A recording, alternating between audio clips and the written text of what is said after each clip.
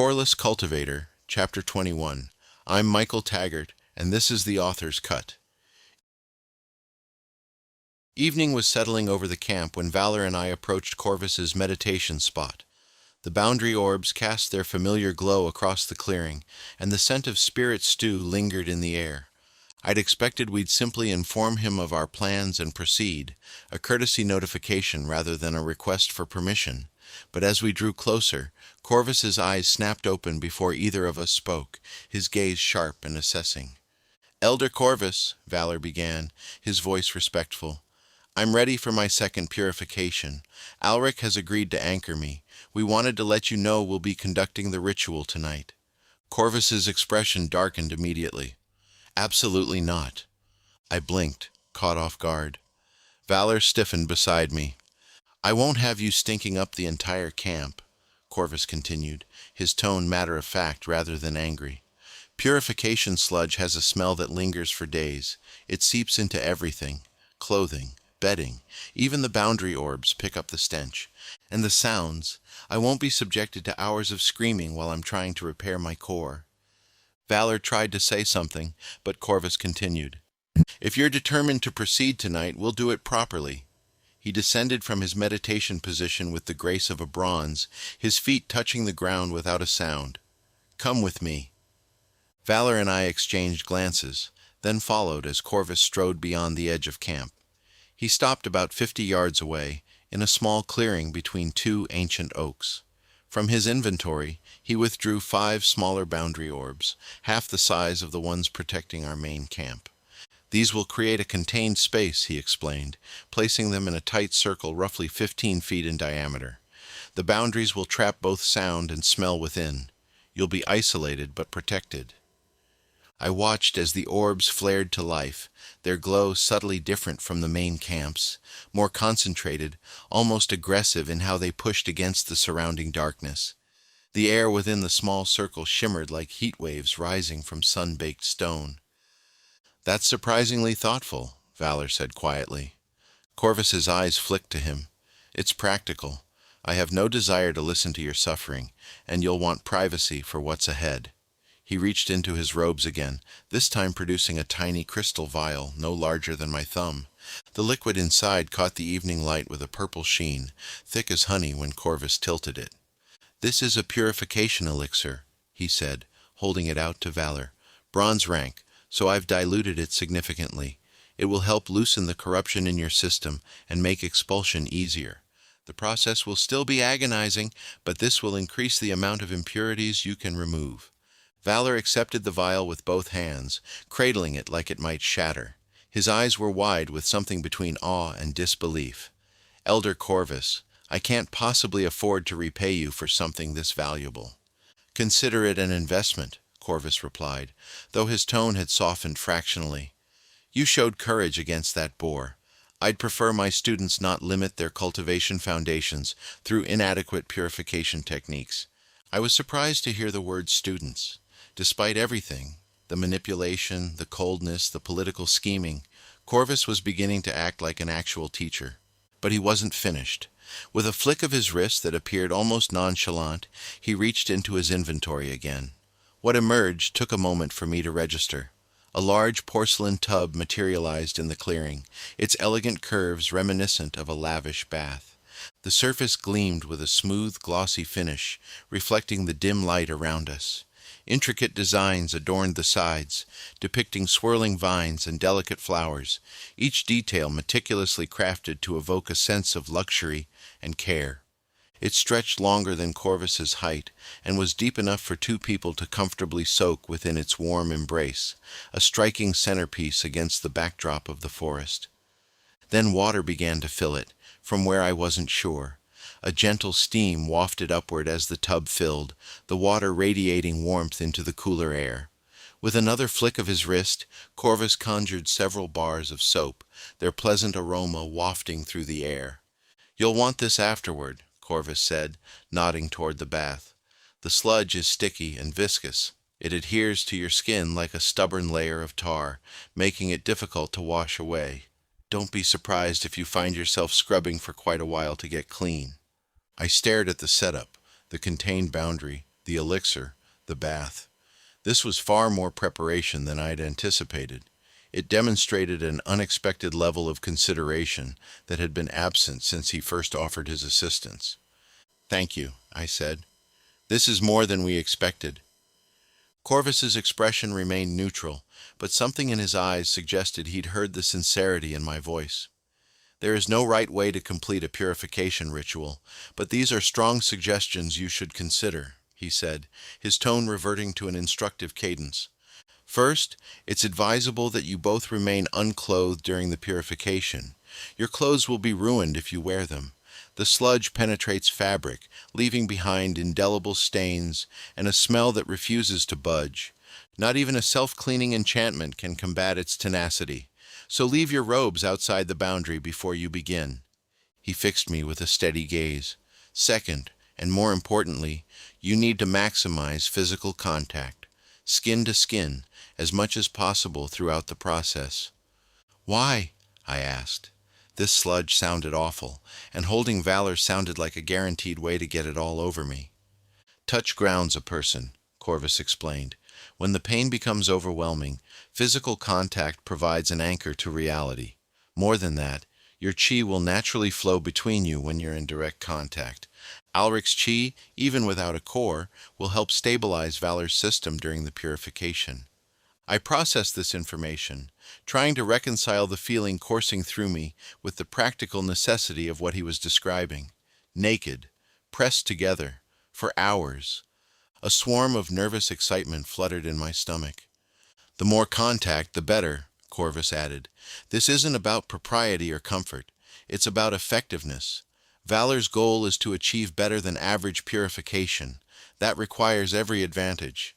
Valor nodded slowly, his jaw set with determination. "I understand." "Good." Corvus turned toward our main camp. "I'll be meditating. Once you begin, the boundaries will prevent me from hearing anything, so don't expect rescue if something goes wrong.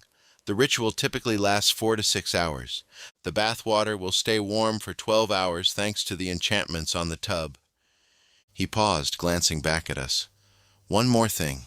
The elixir works best when consumed on a full stomach. Make sure you've both eaten well before you start. You'll need your strength." With that, he walked away.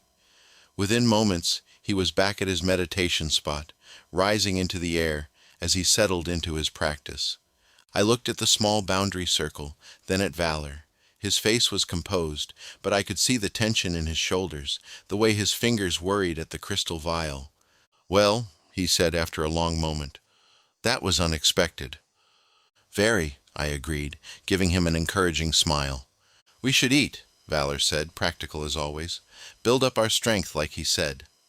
I nodded, grateful for the delay, for a few more minutes to prepare myself mentally for what we were about to do. As we walked back toward the cauldron, I found myself stealing glances at the small circle Corvus had created. It looked almost cozy in its intimacy, the tight boundaries creating a space that was private in a way our main camp could never be. Valor ate 2 bowls of spirit stew, more than his usual portion. He ate methodically, his focus turned inward in a way that reminded me of Corvus before meditation. Across the fire, Runa and Angan watched us with expressions that mixed concern and encouragement. "Come here," Runa said softly when Valor finished his last bowl. "Let me do your hair." Valor moved to sit in front of her, and I watched as her small fingers began working through his dark hair with practiced movements. This was the braid of ascension, the traditional pattern woven before a cultivator attempted something that would transform him. Her hands moved with the same gentle confidence she'd shown when braiding mine, separating strands and weaving them together in a pattern that seemed to climb upward. "You're going to do great," she murmured as she worked. "You're strong, Valor. Stronger than you know." "Thanks to all of you," Valor said quietly. His eyes found mine across the fire, especially my anchor. Runa finished the braid, tying it off with a strip of leather. The pattern she'd created was beautiful, intricate and purposeful, each strand supporting the others as they rose. "Perfect," she said, admiring her work. Anjan approached as Valor stood. Without a word, he pulled Valor into a tight embrace, then reached out and drew me in as well. The three of us stood there for a long moment, and I felt that familiar warmth of Anjan's soother energy washing over us both. It was like being wrapped in sunlight, all the sharp edges of my nervousness softening under his touch. "You'll both be fine," Anjan said when he finally pulled back. His ice-blue eyes moved between us. "Trust each other. That's all you need." Valer nodded, then looked at me. "Ready?" "Ready," I replied, though my heart was hammering in my chest. We walked together toward the small boundary circle Corvus had created. The evening had deepened into full night, and the orbs cast their concentrated glow across the clearing. The bath sat waiting, steam still rising from its surface. At the edge of the boundary, Valer and I both paused. This was it, the moment to commit fully to the ritual. His hands went to the ties of his robe, and I did the same, fingers fumbling slightly with the knots. My robe fell away first. The night air kissed my skin, cool despite the warmth maintained by the main camp's boundaries. I felt exposed in a way that went beyond simple nakedness, vulnerable in my new body that was just starting to feel like mine. I forced myself to continue, removing my underclothes and setting everything in a neat pile beside the boundary. When I turned back, Valer had finished as well. I'd seen him shirtless during training, and had watched him move through forms with his dual swords. But this was different, complete, unguarded. His body was a testament to years of cultivation and training. Muscles defined his chest and arms with clean lines, his abdomen carved into distinct sections that caught the light from the boundary orbs. There was a beauty to it that made my breath catch, not delicate but powerful, every curve and angle serving a purpose. Valer was looking at me with equal intensity, his dark eyes traveling across my transformed physique in a way that made my skin warm. Then he stepped closer, close enough that I could feel the heat radiating from his body in the cool night air. "Look at you," he said softly, and his hand came up to touch my chest. His palm was warm against my skin, fingers spreading to trace the definition that had developed there. "You've grown so much, Alric. All this power." His hand slid across to my shoulder, then down my arm, following the line of muscle. "You're incredible." His other hand found my abdomen, fingers pressing gently against the ridges there. "These abs," he said with a small laugh. "I'm almost jealous." The touch was gentle but deliberate, appreciative in a way that made me feel seen, not as the Coreless failure or the anomaly following a forgotten path, but as someone worthy of admiration. My throat felt tight with emotion I couldn't quite name. "You're pretty incredible yourself," I managed, my voice rougher than intended. "I mean, look at you. You're built like a proper warrior." Valer smiled, that rare full smile that transformed his usually serious expression. "Then we make a good pair." He took my hand and led me toward the boundary. The shimmering wall of energy parted as we crossed, then sealed behind us. The temperature inside the circle was noticeably warmer, and the outside world seemed to fade, sounds muffled, the darkness held at bay by the concentrated light. "How do you want to do this?" I asked, suddenly uncertain now that we were actually here, actually about to begin.